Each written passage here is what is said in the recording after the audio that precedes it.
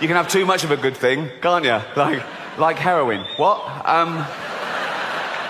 Although too much heroin is death, basically. That's when you know you've had too much. You go, oh, fuck, I'm dead. I've fucked.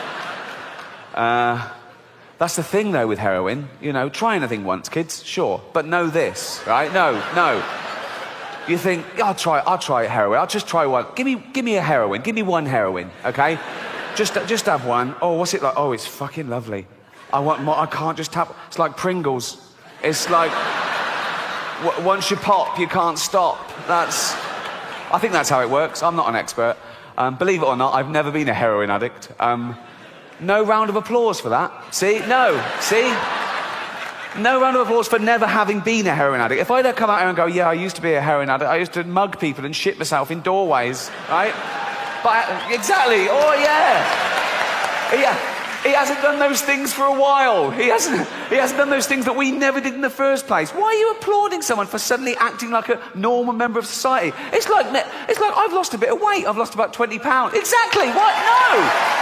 No. You're basically applauding me for only eating as much as I need now. I should have always been doing that. I got fat because I was a greedy, lazy bastard. There's no other explanation. And I needed people that they come to me now and they go, oh, well done, you look great.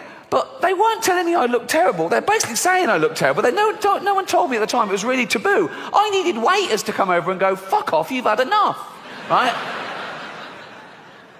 And I've been criticised in the past for having a go at fat people. I've never had a go at fat people. I've only ever pointed out the fact that you get fat if you take in more calories than you burn off. That's simple science. I don't judge them in any other aspect of their life, but that's what happens. You get fat if you take in more calories than you burn off, okay? And that's indisputable, okay? Now, the thing is, people think I'm having a go. I'm not, because I don't judge them. If I see a fat person, I don't make assumptions about him other than how they got fat. And, this is the other thing, wait, right? Not only is that what makes you fat, people know that's what's making them fat. No one got fat behind their own back. No one and went, what the fuck's that? Okay? It's not a surprise, it's a gradual process. You have loads of time to back out from this project. Also, no one's sneaking into thin people's apartments and injecting their lettuce with 1 million calories. That doesn't happen, okay? They know what's doing. If you got to a bloke and he's surrounded by cakes and pies, right? And you go, you know what's making you fat, don't you? He doesn't go, is it all the running? He knows what it... But I don't make judgments, okay, other than how they got fat, okay? If I see a fat person, I don't go, oh, he's fat, therefore he's jolly, right? A lot of them are miserable, aren't they? If I see a fat girl, I don't go, oh, she'd be pretty if she lost weight. That's rarely the case, okay? So don't fall for that, okay? A lot of them started eating because they had fuck all to lose. So, no. But there's no stigma attached because people don't even want to use the word fat now because I think it's derogatory. It's a real taboo subject. So they use euphemisms. They go, oh, you know Brenda, the big girl. What, 7 foot? No. Not to. What does she look like? Brenda, you know, she's the one who's clammy even in winter. Just say she's fat. Nothing wrong with it. It's their choice. It's up to you if you want to be fat. It's fine. But they don't. They go, you know, Brenda, she's out of breath just standing up at her desk.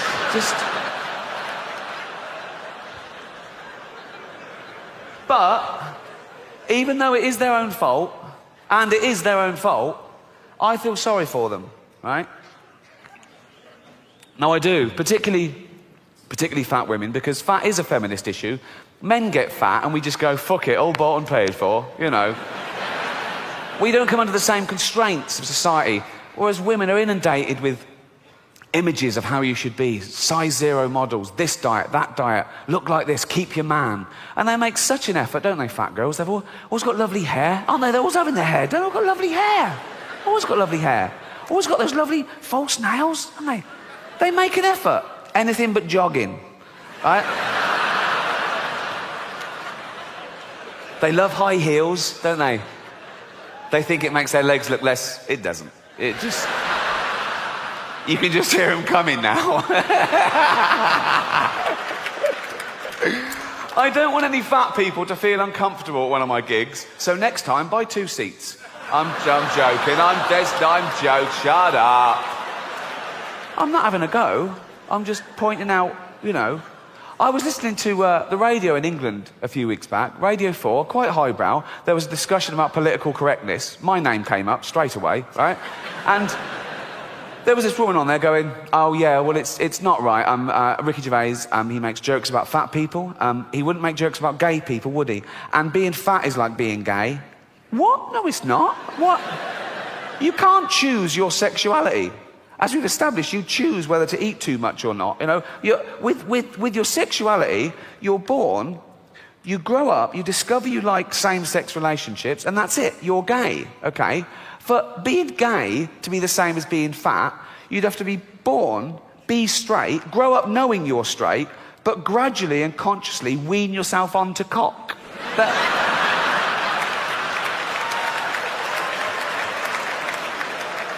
Oh. Happy 16th birthday, son. This is Raoul. Suck his cock. Sorry, father? Suck his cock. 16 now, suck his cock. I'm heterosexual. Oh, with his newfangled words. Suck his cock. Come on. Right. I don't like cock, father. Doesn't like cock. How do you know if you've never tried it? Ah! Suck his cock. Suck one cock. Suck... that's... not sucking it, that's playing with you. Put it in your mouth. Put it... look, have a go, you might like it. Oh, it's not so bad, is it? I fucking love these.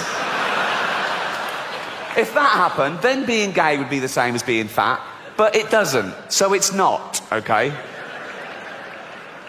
I was on a plane last year, okay, going from New York to LA, okay, and me and my girlfriend were one side of the plane, there was the aisle, and the other side, there were these 2 huge fat women, okay? Proper fat. One of them just got on and went, can I have a belt extension? Yeah, of course you can, you've earned it, right? So, proper. In fact, I was thinking of calling the pilot out and going, should one of us swap with one of them? Otherwise, we're just going to Canada. Do you know what I mean? And one of them was even fatter than the other one, okay? And she was there, and she'd got on the plane with one of those takeaway buckets of fast food. Bucket! I mean, there's your first clue. When did that happen? When did fat people just give up? When did they go into a shop and go, oh, fuck it, just treat me like a farmyard animal? Really? Give me it in a bucket. In fact, just strap it to my fucking head, and I'll just... A bucket? Really? You want your meal in a bucket? Yes. Right? So, she's there, and she's chowing down, right? And I swear, she turns to her fat friend and says, this is the best fried chicken I've had all day.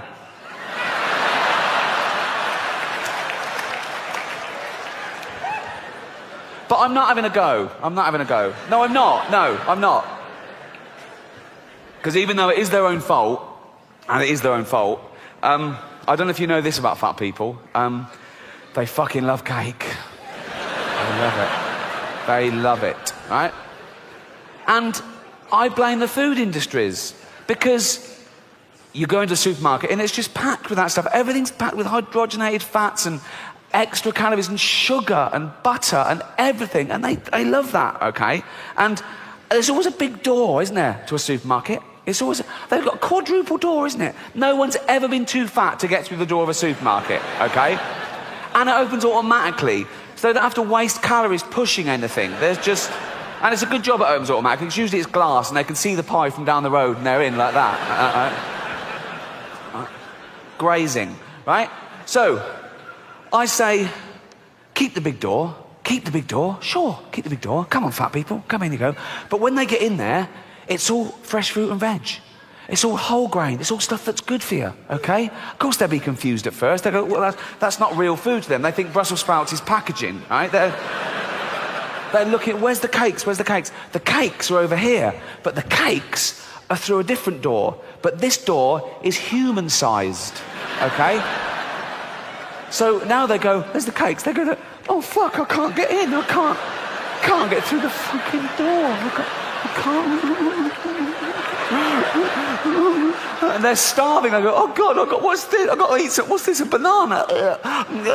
Like, and they go back, oh no, I still can't. Back and have a carrot.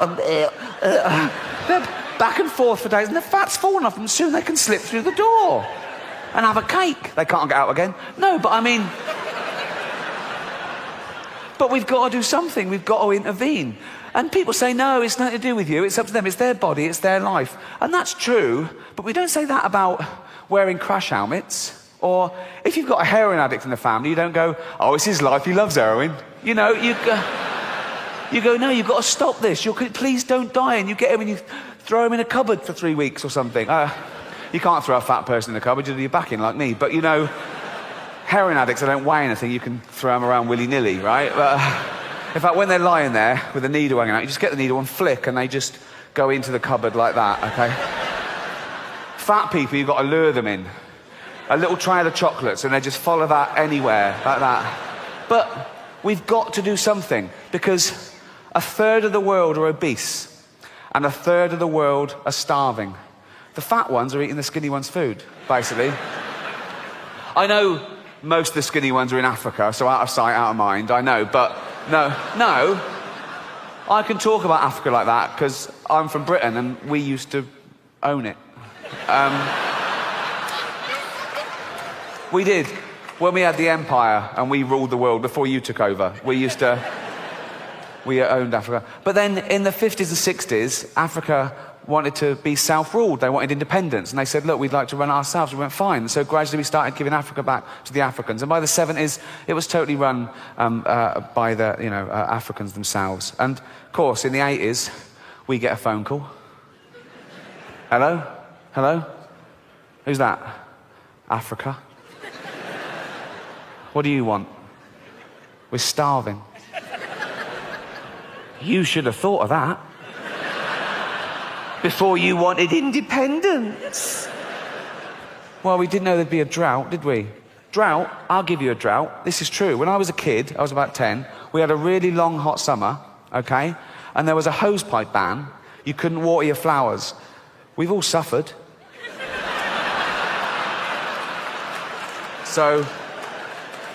That's true, actually. One long hot summer, and the water ran out, and we didn't know what to do. We thought, what can we do? And there was people coming around your house trying to tell you how to conserve water. They were saying things like, when you brush your teeth, don't let the tap just run. You know, put a little glass in it. And they came around, they were putting house bricks in the cistern of the toilet to save water. And there was public information films on the television. There was one advert that was like, it was like an animation, and it was like a couple in the bath.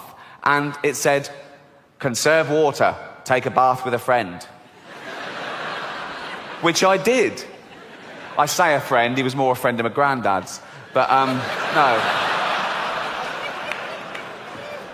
£10 is a lot to a kid in England. What? He taught me a lot, stuff like, you don't wash it like that, give it here. No, he was a sweet old man. I used to call him Grandad Charlie. He wasn't my real granddad, he was just an old bloke that lived across the road. He used to come round whenever he saw my parents go out, right? And he'd come round, Mum and Dad out, yeah, oh, right, do you want to see a magic trick? Yeah, he'd draw the curtains, right? And he'd close my eyes, okay, and he'd sit down and he'd put a top hat on his lap, like that, right? A magic hat, right? And he'd go, close your eyes, he goes, and feel the magic rabbit. And I used to go up and I used to put... I used to go in, I used to feel the little... That weird little thing it was, didn't have any fur or ears, right? And he used to go, and it was scared stiff, it was terrifying, right? And he made stroke it, and I stroked it so fast once that it was sick, all down my... Shut up, fuck off. Oh dear, oh. Where was I? Oh yeah, famine. Famine is a problem. Which brings me to this next fad that we need to stamp out. This happened Christmas before last, exchanging gifts with old friends, good friends, quite well-off friends, if I'm being honest. I got them a coffee-making machine from Harrods, top of the range. They loved it. They gave me my present. It was just an envelope. I thought, oh, what's this, vouchers? Opened it up. It wasn't vouchers. It was just a card with a picture of a goat on it. And I said, what's this? They went, oh, our gift to you is we gave a goat to an African family. What? I'm looking at the coffee machine thinking, is it too late to take that back? Is it too... what is it? Oh, we gave a goat to an African family. Did you? Oh. So, I've got fuck all then, basically. I mean, I don't even know this African family. Why would I give them a goat? It doesn't matter. This serves no purpose at all. This is no good for anyone. They're 50 quid down. I've got nothing. The African family's going, not another mouth to feed. Right? The goat is going, where the fuck am I? This is shit. What? A week ago I was gambling around the Cotswolds. There was grass and tourists with nuts and... This is a fucking dust bowl. There's no way that goat wanted to go to Africa. It was basically... No, it was kidnapped. It was abducted. It was put in a sack and bundled on a boat to Africa. Like Roots in reverse. There is no way. They went, do you want to go to Africa? He went, definitely not. No. Oh, come on. Why didn't you want to go to Africa? Lions. Come on. Why didn't you want to go to Africa? AIDS. Well, that shouldn't affect you. It shouldn't.